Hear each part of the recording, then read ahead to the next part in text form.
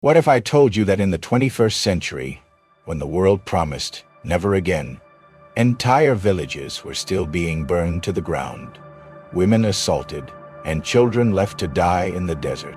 How could such horror happen in an age of human rights and global awareness?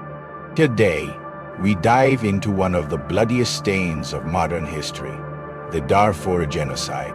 Darfur, a region in western Sudan, was once home to diverse communities of farmers and herders.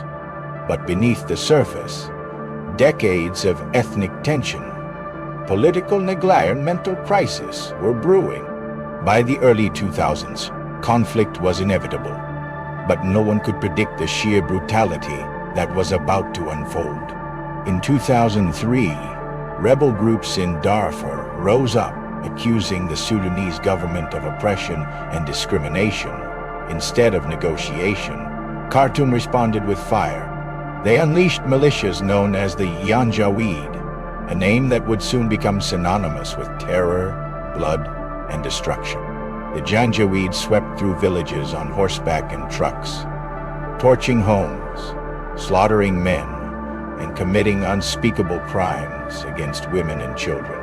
Survivors described skies filled with smoke, gunfire echoing through the night, and rivers running red with blood. Was this a war, or an orchestrated extermination? By 2005, entire communities had vanished. An estimated 300,000 people were killed. Over 2.5 million were displaced, forced into refugee camps where hunger, disease, and despair became their new reality.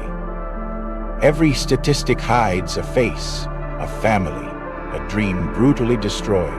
The shocking images reached the global stage. Politicians spoke.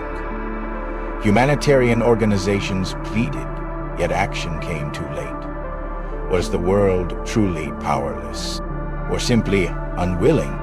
How could the international community, still haunted by Rwanda and Bosnia, allow Darfur to become another chapter in humanity's darkest book? This wasn't the Middle Ages. This wasn't ancient history.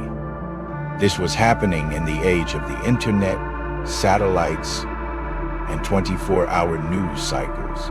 While we shared selfies and scrolled through headlines, an entire people were being annihilated.